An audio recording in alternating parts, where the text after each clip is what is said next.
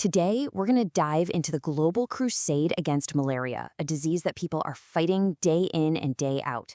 And we're going to look at it through the lens of World Malaria Day, which is this annual call to action that brings the entire planet together in this really critical fight. This quote, right here, it gets to the very heart of why this day even exists. It's so much more than just an awareness campaign. It's a global spotlight on a war against a disease that still takes over 600,000 lives every single year. It's a powerful reminder of just how urgent it is to keep up the pressure. All right, so first up, let's unpack what this day truly represents. This is the start of a unified global crusade. And this idea of unified global resolve, it's absolutely crucial. What it means is that you've got governments, NGOs like the Global Fund, and scientific communities all lining up their resources, their money, their expertise. This isn't just for show. It's about creating a powerful, coordinated front that can actually win this thing. Okay, so you have this incredible global resolve. But what does that actually look like? How does it turn into a real strategy? Well, this next section breaks the whole fight down into three main fronts. So this whole global effort really stands on three essential pillars. First, you've got prevention. This is the tangible stuff, like getting insecticide-treated bed nets to families.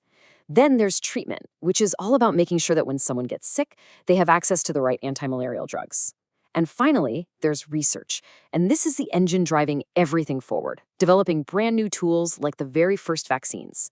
Every single one of these is critical. So you've got this grand strategy, right? But how does that actually play out on the ground? This section is all about that connection.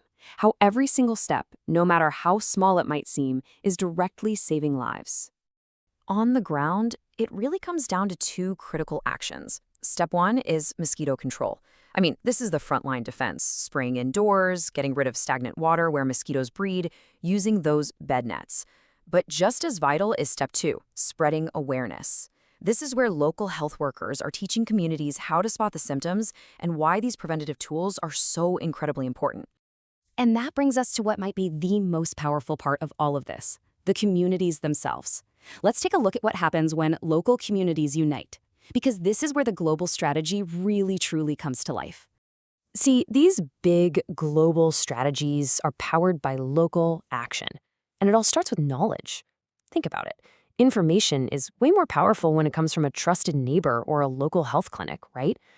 This is where communities share life-saving tips on everything from using a bed net the right way to seeing the first signs of a fever. And as that knowledge spreads, something amazing happens. The community builds resilience. People aren't just passively waiting for aid anymore, they're empowered. They're learning how to protect their own families, how to support their neighbors. They're creating their own local defense system against the disease. And all of that leads to the most powerful outcome you can imagine: hope. When a community can see with their own eyes that their actions, like making sure every single child is sleeping under a net, are working, that fewer people are getting sick, well, that creates this tangible optimism. It proves that a healthier future isn't just some far-off dream. It's a reality they are building themselves right now.